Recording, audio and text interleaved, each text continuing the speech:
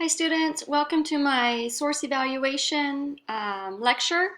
Today I'm going to be talking about how to evaluate sources for your research paper.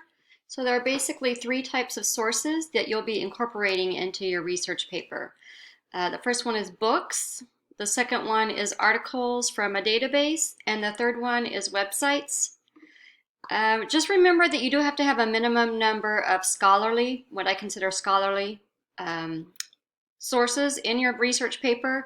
So normally with a 2 to 3 page paper, you're going to have a minimum of, I would say 2 or 3. Usually it's one per page is how many you have. So otherwise, once you reach those, then you can have other sources as long as they're credible.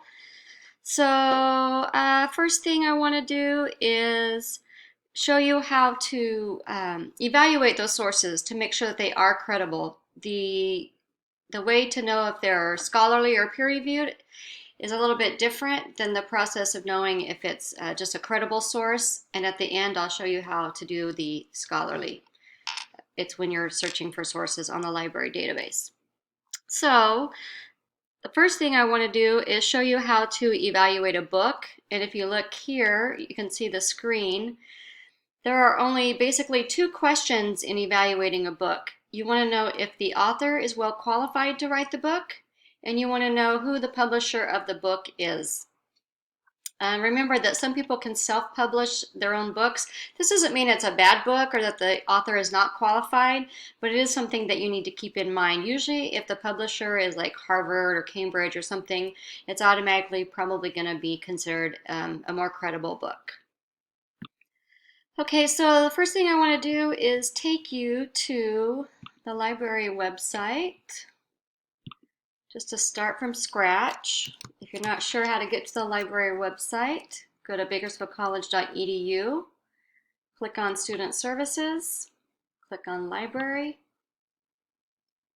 and we're going to look at books right now. I'm going to say no thanks to that. And I want to go over here to Find a Book. And at some point, I'm going to have to log in with my account, and you will need to also. Find a book. So I need to click on this, the ebook. I'm going to look at an ebook collection. Most people, that's what they use now. They're so much easier to use an ebook. You can do a word search with your ebook instead of having to skim through a whole entire physical copy. Plus, there's the whole thing that you can't actually go to the library right now. So let's just look at ebooks. Oh, I'm already logged in still. Okay, so if you can see here, this says ebook academic collection. I'm just going to put in a topic. Let's go. The last essay you guys had to do was on homelessness.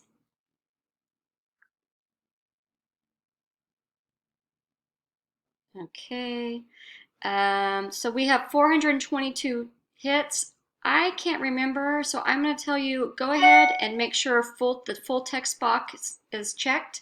Remember, that means you're only going to get ebooks that the library has access to. So it's still the same, so maybe that was already kind of in full text mode.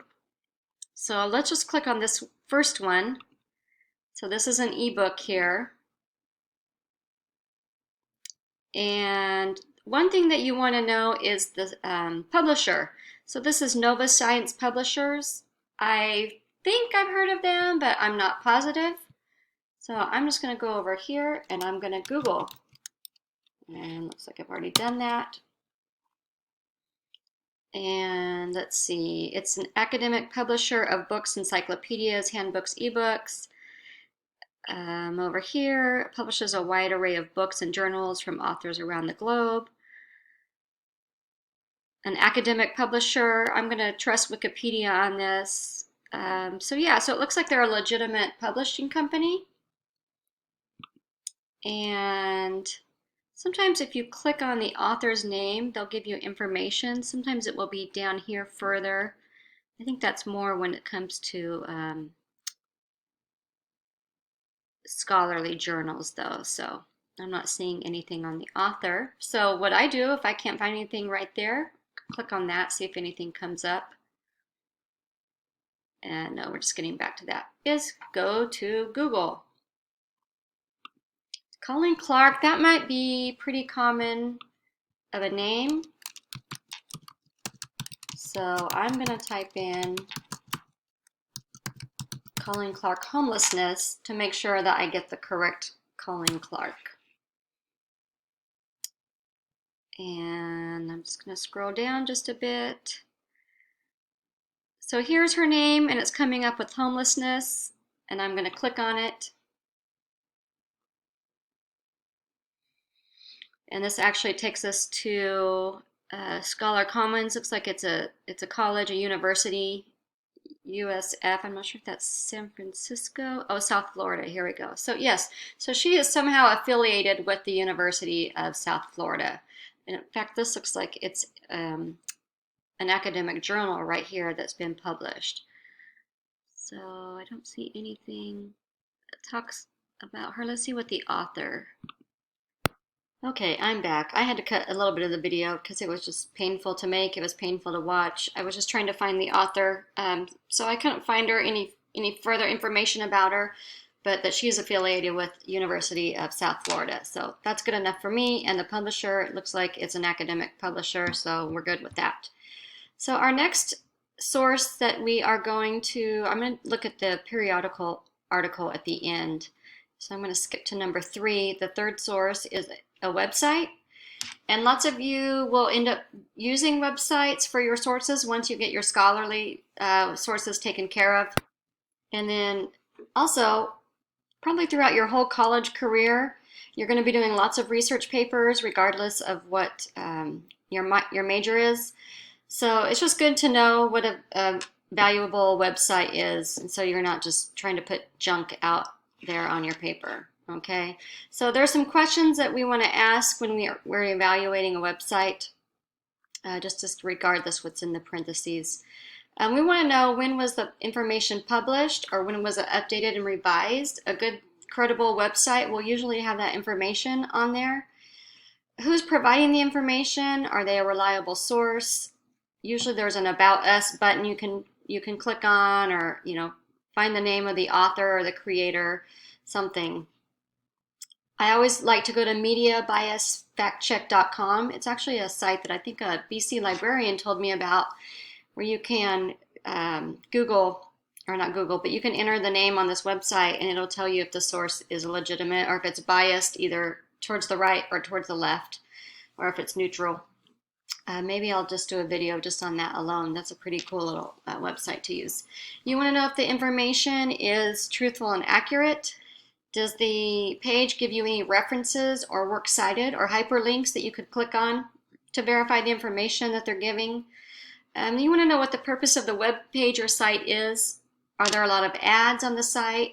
If there are ads, what are they for? Think about who the target audience is for with those ads. Do you think the information is based on facts or opinion? And then what domain is the website? Just because it's a .com website doesn't mean it's not legitimate and you can't use it. But also know that just because it's a .org website also means it doesn't necessarily mean it's legitimate. A few years ago, there was a website, I can't remember if it was martinlutherking.org or mlk.org, but when you clicked on it, at first it looked like a legitimate site, honoring Martin Luther King. And then once you started digging a little bit deeper, it was actually like a neo-Nazi racist site. So they ended up shutting it down. I like to use it just to show my students how a .org website could still be very, very illegitimate. So, but it's gone. So don't always just necessarily trust a .org. A .edu is almost always valued. They can also, the school will also publish individuals' dissertations and thesis that they put on there in order to get their master's or PhD. So not everything on a .edu is necessarily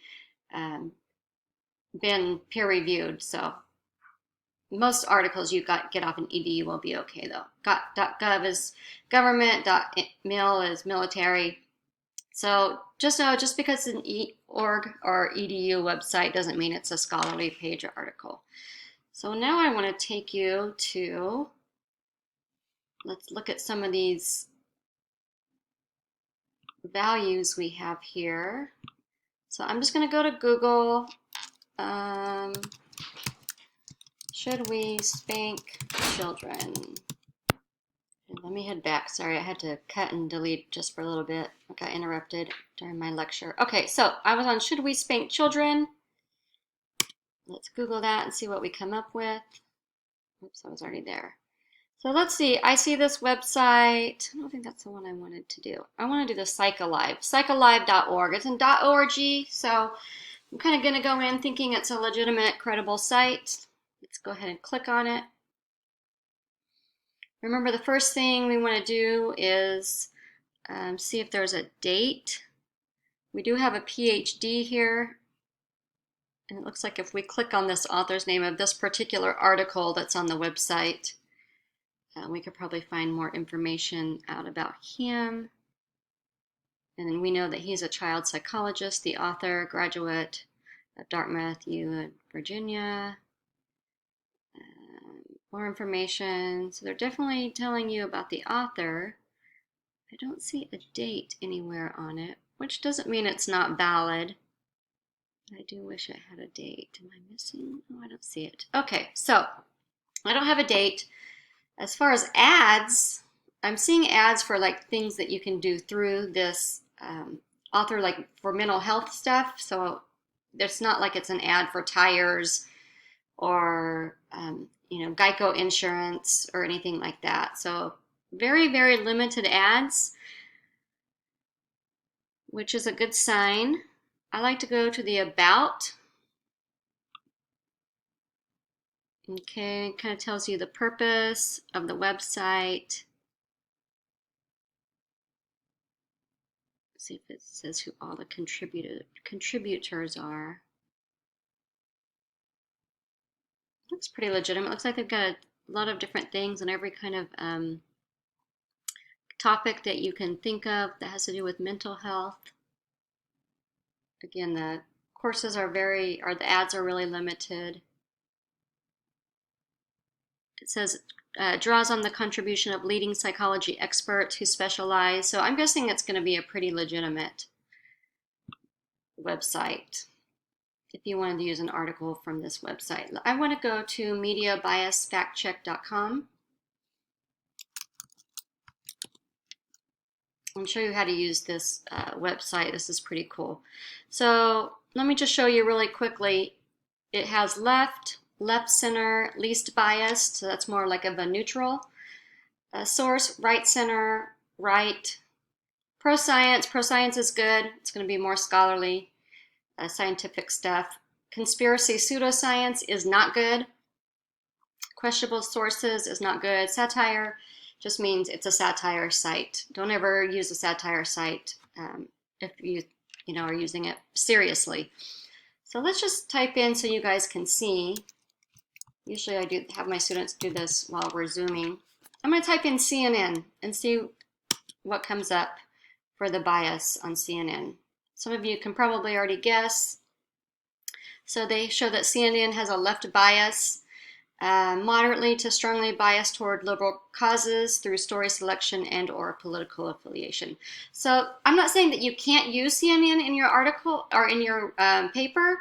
Just know that there is a bias there, and it definitely shouldn't be your only evidence. And then I'm going to check something that I am assuming is going to be leaning right on the conservative side. I'm going to put in Fox News. Let's see if we can get that to come up.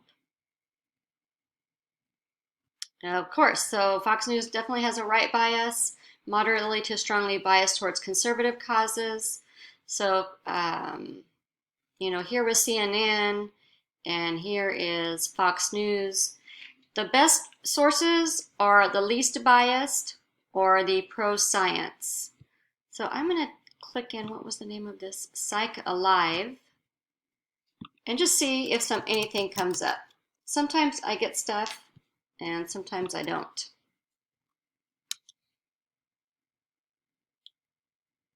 Okay, so nothing matched the term. Let me do it as 2 words and see if I get something. Okay, I'm getting Psych Central, which I don't think, which would have been good because that's a pro science. I don't think it would have been a good thing. I mean, I don't think it's the same thing. I didn't see Psych Central anywhere on here. One thing I did notice that this article doesn't have, which granted the author is pretty qualified to write this, is there were no studies mentioned or linked to, no footnotes, but he is a licensed psychologist, so I'm going to go ahead and say he has legitimacy. One thing I want to show you, be careful if you're, especially if you're doing your research paper on a controversial topic like has anything to do with animals. A lot of my students like to use PETA, especially for quotes. You can get some really good quotations from PETA, but you need to know that PETA is not a credible source to use for actual facts. According to MediaBiasFactCheck.com, it's coming up as conspiracy pseudoscience, which is not good. It may publish unverifiable information that's not always supported by evidence. So again, I'm not saying you can't use it for a quote, but you can't use it for your hardcore evidence. So just be aware of that. Okay. Okay, I'm going to go ahead and end this lecture. It ended up being a little bit longer than what I wanted, and I don't want to overwhelm you. So I still need to show you how to evaluate journals from databases, like journal articles, but I'm going to do that in a separate lecture. It'll be really short because I'm basically wanting to help you figure out how to search those databases for an article and look to see if it's peer-reviewed. So that's it for this one. I'll see you in just a bit on the next lecture. Take care.